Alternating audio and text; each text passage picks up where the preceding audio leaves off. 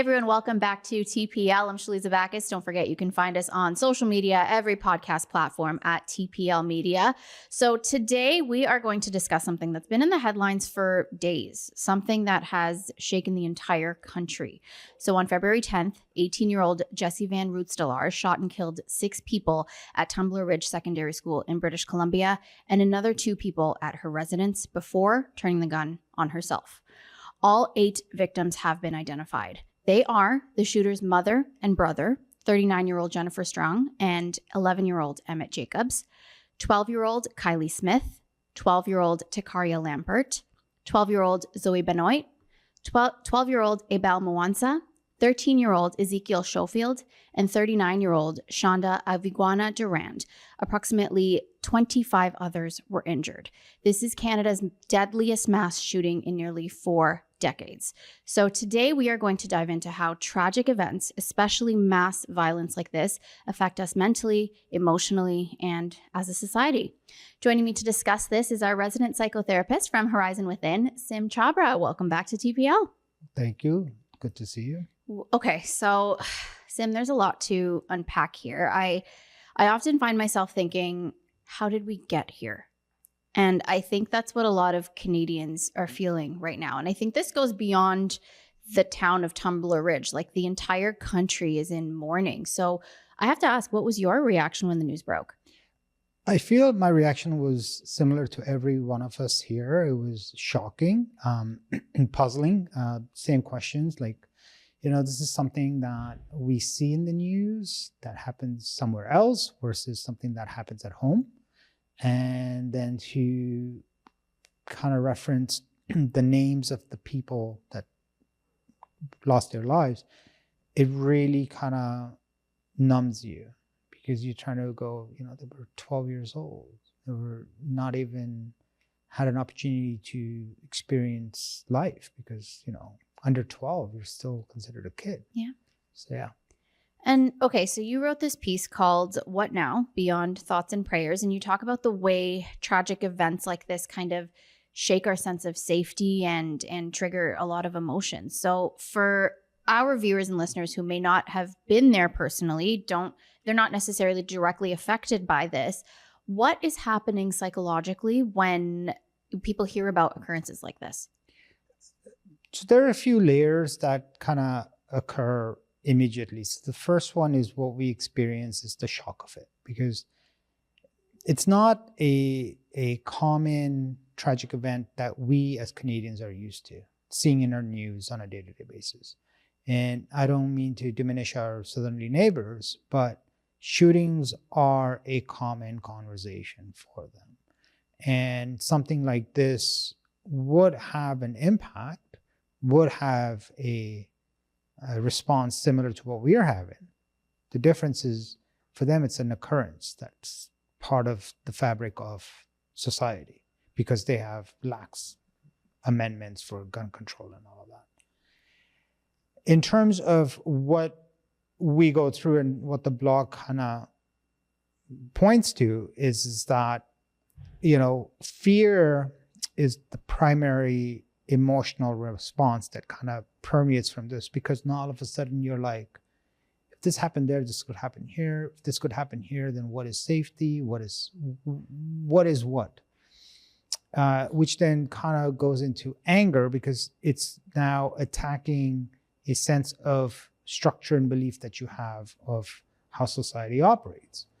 And, this being a school, it hits home differently versus if this was a mass shooting at another event. So you'd still have loss of life. You would still have the questions that come from it. But the fact that, this was in a place where in our minds and as society, we feel is the safest place to be. Because when you're in school, it's safe. And then to then have this experience there, what it then translates to is having outrage. And that's where we are now as a society, that, we are now expressing our outrage to words and experience that's made us fearful and angry. Absolutely. And I think I've seen like reaction from all of the parents who have lost their children. And a lot of them are saying exactly what you said: send my kid to school to be safe. And so, with that being said, what are some longer term effects that we see for the families of the deceased, the community members? And this is a very tight knit community. Everybody knows everybody in this little town. And then the wider community as well, and the country. So when events like this happen, it's on the proximity of your experience to the event. So unfortunately, you have the mother that's deceased now, and you have the stepbrother that's deceased. But if, from what I've read is correct, there was another step sibling that survived the shooting. So that, if we use that as the closest to this experience, for them, it's going to be the most difficult, because one, they're going to always be associated with the sibling that. Two, they've equally lost other members of their personal family. Mm-hmm. Once we take it to the next level out, which is our social environment, or our people that we interact with. So this could be extended family, this could be our social fabric. Those people, so like, they had cousins, aunts, uncles, brothers, sisters. That's the mother and going out. They're going to experience it with a different sense of pain. Once you come into the community, Tumbler, BC, Tumbler Ridge, they're going to have a harder time because it's only 1,200 people. And it's going to be something for them to come to understanding and then move past.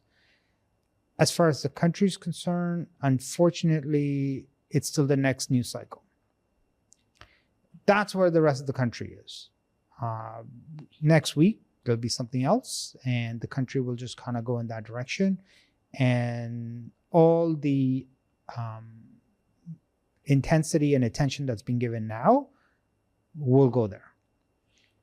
Well, then let's talk about processing it then in the town of Tumbler Ridge. How do you even go about processing this? It is very overwhelming. It's scary. I'm sure everyone who goes to that school now has some sort of PTSD. Right.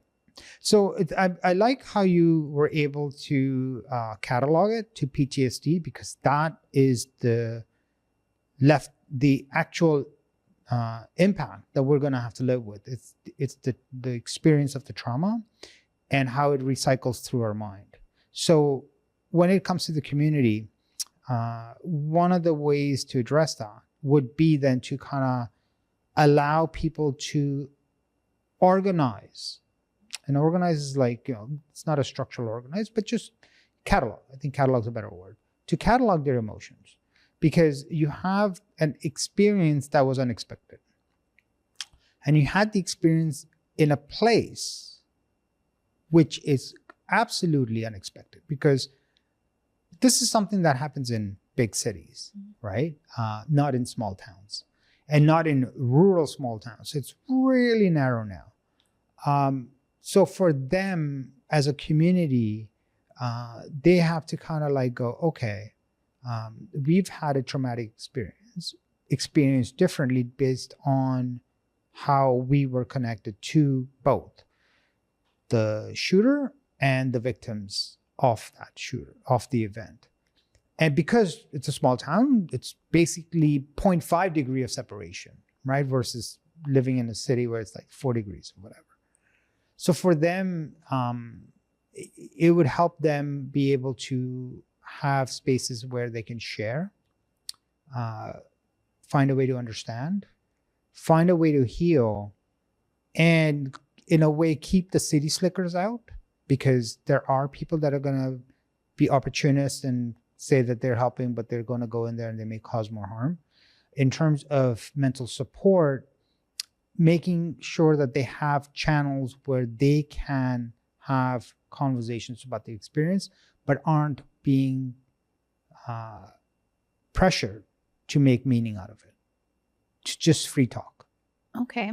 And then how do you think people would benefit from therapy then? And how do they take that step into accepting that maybe that's something they might need? The way therapy comes into play, it would be more in the sense that they know they have someone that they can speak to. So it may not necessarily be the process of what therapy is, but the fact that there is an individual that they can go to, know that they come from a background that caters to mental distress. And they have tools that will help them find meaning. So one of the things that comes from such experiences is our existential question of meaning of life and what are we here for, and da, da, da. So there are modalities out there that a therapist can use that can help you find a way to, one, formulate your question, help you regulate it, and then kind of go, okay, where is your sense of distrust, or where is your sense of where you are feeling, okay, life doesn't make sense, or coming back to this PTSD, as someone that's sitting in Ontario, in Toronto, experiencing something there, kind of go, okay, maybe I have to go to school, and I'm a 13-year-old going to an inner city school, and now I'm carrying that. They have an equal PTSD from an experience that wasn't direct to them, that is there.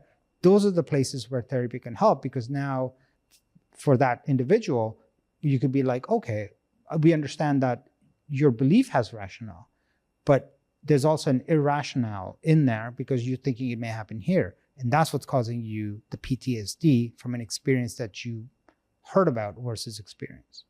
That makes sense. And then I'm sure there are going to be the people who think they don't need help, but they're still traumatized in some way. What effects would that take on someone who's just kind of, I don't want to say pretending it didn't happen, but kind of maybe compartmentalizing. That's the word, compartmentalizing it. And then what? So it will surface itself in different ways. So say, for example, you have an individual that processes emotion by compartmentalizing how they process it. It's going to cause a distress. So for that person, all of a sudden, they may notice that they are doing whatever they do to regulate with greater intensity. So to give you an example, look at any substance use. And I don't mean substance use as in like your pots and stuff like that. I'm talking substance use is as simple as sugar, which is the most immediate substance use, to the most complex. So take this person, for example, and now all of a sudden they experience this. It's causing them distress. They feel that it's a non-issue and they have control over life. So we're changing nothing there. But all of a sudden they may notice that, my intake of sugar has gone up. I tend to crave more. That's your distress signal showing up somewhere else. So it will show up. But now all of a sudden now you could be like, wait a minute, there's no reason for me to consume so much more. Well, that's your anxiety. That's your distress. It's surfacing there, but that's your tool to regulate. So you're using more of it to regulate. So now you could take a step back and go, maybe I need to talk to somebody, or I continue on my path. But if you consume more sugar, you're going to see it through diabetes, you're going to see weight gain, so now all of a sudden you can't stay on that same path. And that's how you would know. That's interesting. And it's just so complex. It's just a lot to unpack. And I think it's just going to take some time for everyone to really understand and grasp what happened. Right. And, because our minds want to find meaning. It's designed to find meaning. When you have tragic events like this, that you could try to find ways to put it together, but it'll never make sense because it happened in a way that isn't about making sense. Because you could go to that one extreme and say, okay, all these qualifiers justify why they did it, but it still doesn't justify it because you have lives that are lost that didn't have to be in it. Well, you could try to rationalize that. You're always going to hit a clash. You're always going to go, okay, what am I doing with this? How am I going to do with it? And then what happens is eventually the mind just discards it. And because that doesn't make sense and it's causing distress, you're like, and you just, it's a natural response. It's not a you don't care response. It's a natural response that happens.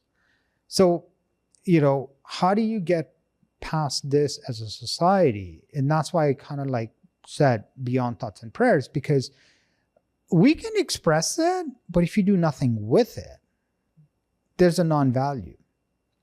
But because we don't know how to process it, and this is where, I agree with you in the advocacy of seeking help. Therapy doesn't necessarily mean I have a problem.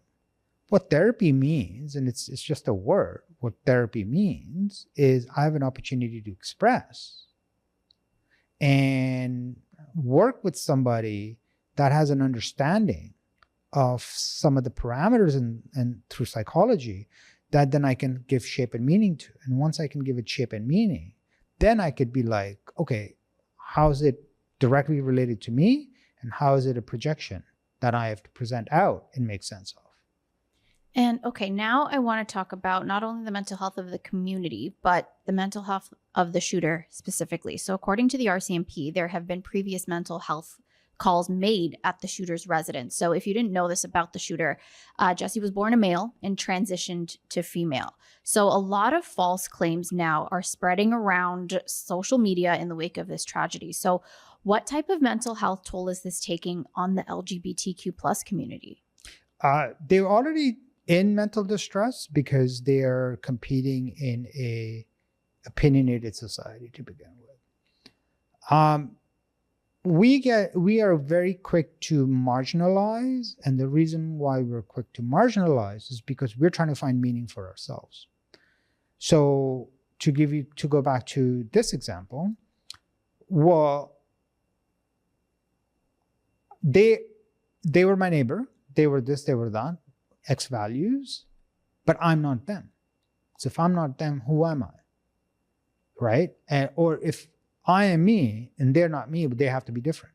So either way, you're trying to find meaning. So that means you're gonna find something that differentiates you. Because if you find things that make you similar, then all of a sudden you can be like, could I also be? Would I also have? Well, you're not bringing that inside yourself because God forbid you do that. One, it's just gonna drive you nuts. But two, you're trying to find meaning, and usually we externalize our meaning, right? So coming back to this whole typecasting of, it's a community or it's this or it's that, it's a very incorrect response from society as large. And this is not the first time we've erred in this regard. We've always erred in this regard. 9/11 is a good example. It's a fantastic example because of an entire community that got marginalized because of an act by perpetrators that belong to that ethnicity, right? So so when I look at it through that lens, it's a very unfruitful approach to marginalize a community based on what they identify with. Now, with that being said, I think there is some truth in the fact that, mental illness is statistically higher amongst the LGBTQ plus community. So how, if you are identifying with that community, how do you reach for help, ask for help, and make yourself okay so you don't end up in this kind of mindset? That's a very good question, and I appreciate that. So when it comes to being within that community, understanding that getting assistance and guidance is a tool that you must have in your tool belt, more so than anyone else. The reason being is because, one, you're trying to translate what it is that you are experiencing, feeling, and identifying with. And the other is how it's translating it into the world and how that feedback comes back in. It's a little bit more complex. It requires assistance. It doesn't mean that you're getting validated. It doesn't mean that you are in the right. What it means is that you need a space to be able to think and understand. and recognize that my mental distress is not only typecasted to what or how I identify myself to or with, but the underlying issues. So to give you an understanding, when you look at when Jesse chose to go through conversion, they were 12 or 13 at the time. When you look at brain development, this is where it's very important to understand. So if anybody that's going to jump on the bandwagon, you need to understand how the brain develops. And the brain develops in stages because the brain comes or becomes active in certain phases. So under 12, your prefrontal cortex is not as active as the other parts of the brain. Your preteen brain, that's why they call it a preteen brain, is because your prefrontal cortex is now actually firing and you're putting meaning to what you're experiencing.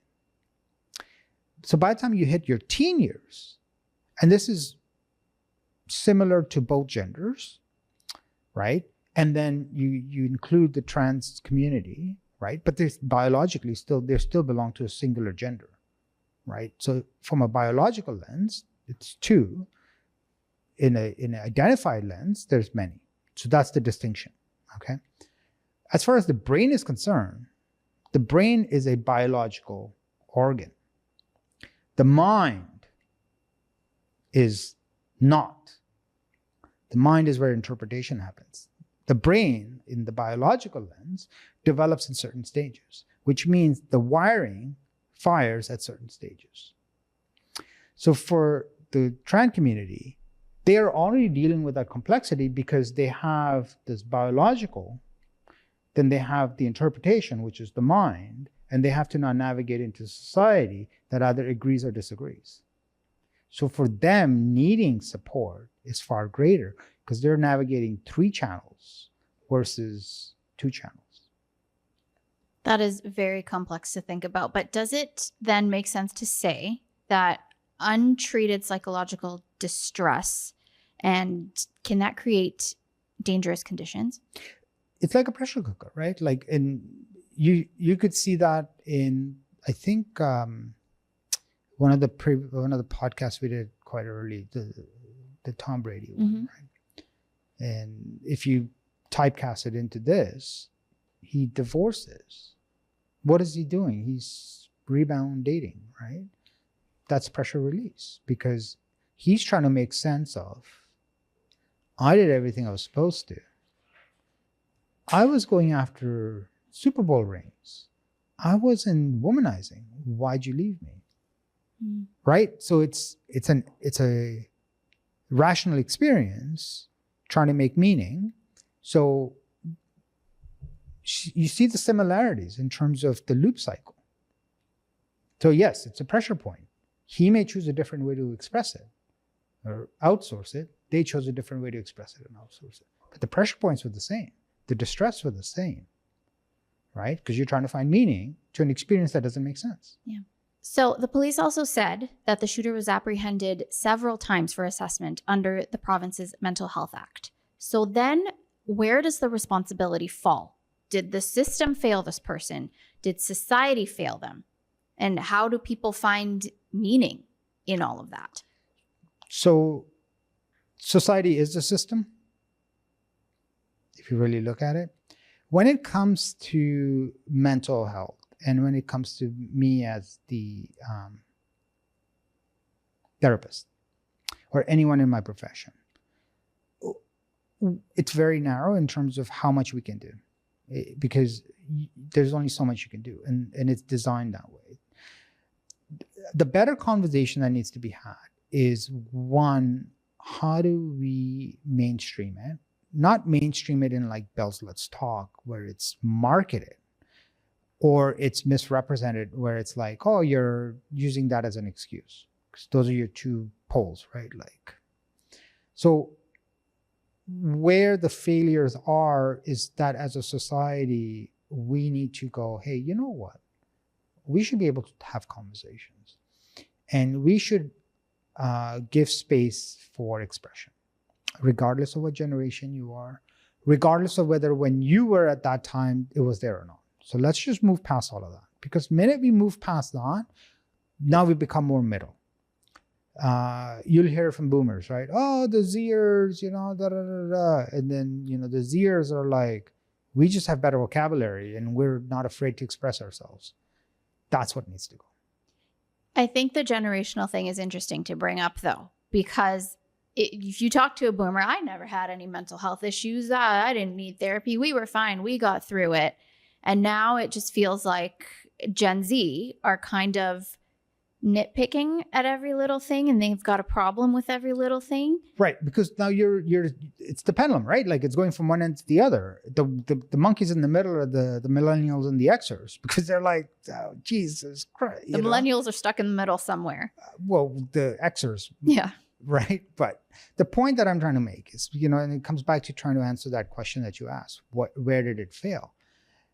Well, society is a system. System is a society. Once we start getting away from these definitions and these words and putting them in places and going, no, listen, it doesn't matter whether they're Gen Z or not. You at one point in your life were 10 years old. You at one point in your life were 14 years old. Therefore, you also had this experience. How you processed it, how you interpreted it, what support structures you had, that's the conversation. So why don't we learn from that and go, hey, listen, when I was 13 and I had that same experience and I would have benefited from having a place or a position or an approach where it would have allowed me to express, just create that. Don't attach meaning to it. So now that 12-year-old, because it's still a 12-year-old, they all of a sudden have that space. So then they'd be like, you know what, I appreciate this. Now this is what a generational transfer should look like. Not typecasting people and saying, well, in my time, we walk the hill. Right. Like there's humor in that, right? But at the same time, then give the generation below the tools. Because then you're going to see that it's beyond thoughts and prayers. So then tell me about those support structures then. What can parents, grandparents do for this generation who are struggling? And I think the difference is they're more openly struggling. Right. But it's both ways. So the Zers need to also know how to suck at a buttercup. You see what I'm saying? Mm-hmm. Because accommodations are necessary, but at the same time, you also have to understand that they don't have that vocabulary. That means they don't have the ability. We mistake vocabulary for ability. And now there's more vocabulary. Everybody has a word for everything. Or everybody will overuse a word for everything. Right? Don't have those conversations. Don't bring in vocabulary. Bring in conversation. And don't typecast, because if you're typecasting up, they're typecasting down. Everybody's just typecasting. Mm-hmm. And you're just throwing words at each other. Understand it. And, a Zer could then go, you know what? When they were 13, they didn't have these resources. How did they get through? There's your tool to learn. And then they turn around and go, what would they need? There's your exchange. How did they get through? You've learned, because sometimes you just have to learn to get through. Sometimes there aren't accommodations. Sometimes you got to figure it out. So there's the learning for the Zers. And then for the boomers, it's more like, what would they need? Because you have the ability to bring wisdom in. Now you're shaping society. Now you're going to see less lapse in systems or in failures. Because now, if they went through 5 mental health checks, there was nobody there analyzing those 5 checks. They were just meeting the criteria. And as long as they met within the frame of it, you met that because that's the requirement that was set. So then is that something to be said about the actual requirements then? Do you think there needs to be some sort of revamp in the system itself? We just need to have better conversations as a society. And we need to stop saying that mental health is an issue. It's a concern. And we have an opportunity to have much more or much better conversations about it. And, this is what are some of the missed opportunities that came from COVID. Because as much as it was a traumatizing experience, as much as it's something that we like to put away in our past, it's something that we don't like to want to re-experience. But that was that one time when you realize mortality and proximity to those you love.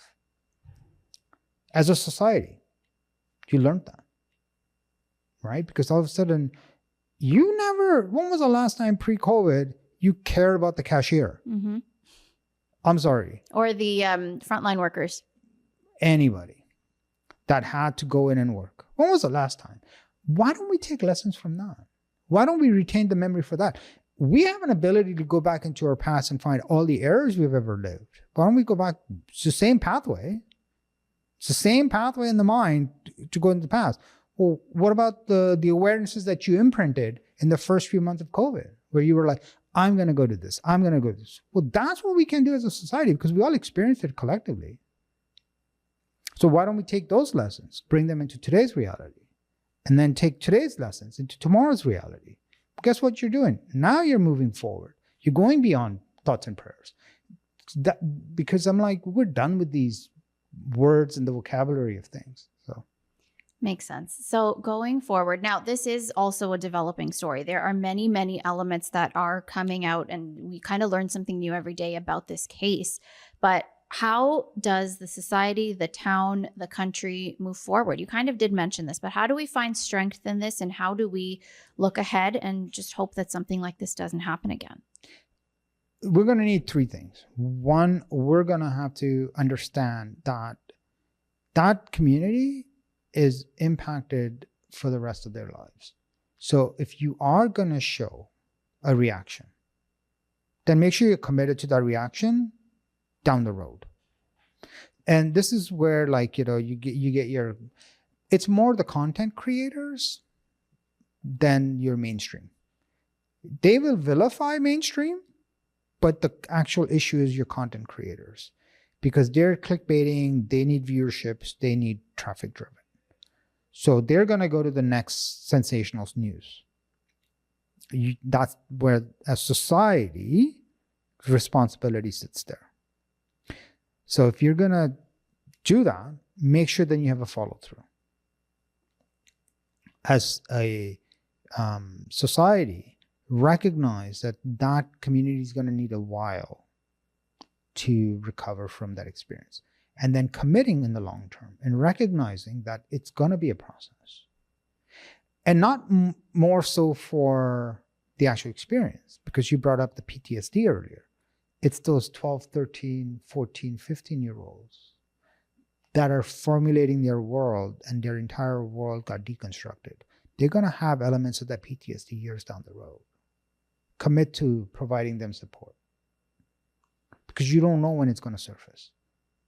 You don't know where they turn functional, but then all they need is a singular experience to unwind and undo all of that.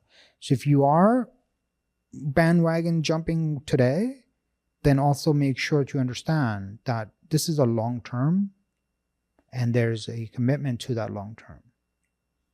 And it's not only exclusive to them, it could be equally affordable to you, because you have vicariously inherited the PTSD. It's a lot. It's a lot. It's a lot for us to unpack. And I mean, I hate to use this language after everything we just talked about, but our thoughts and prayers really and truly do go out to everyone in Tumbler Ridge, BC, who have been affected by this tragedy. The entire country is in mourning. And Sim, if anybody wants to reach out for support, what do you provide, and how can they do that? So I will equally share my thoughts and prayers, because it's more than that. And the fact that, we were able to sit and have a conversation about it, that's an imprint, that's an impact, right? So definitely what they are going through, what we are going through as a society, my wishes are equal to that. In terms of support, so the clinic is Horizon Within, the website's horizonwithin.ca. I focus on anxiety, I focus on depression, I focus on areas that cause distress, help bring regulation back. I offer a complimentary consult, so you can go on the website and book a consult. We can talk about it, and we can figure out, okay, what steps do you need to help you function, regulate, Well, Sim Chhabra, thank you so much for joining us. And once again, this has been a very, very difficult topic to discuss. And as I said, it's a developing story. We may find out more in the coming days and weeks, but stay safe and take care of yourselves. And don't forget to find us on social media, every podcast platform at TPL Media. Thanks for having me.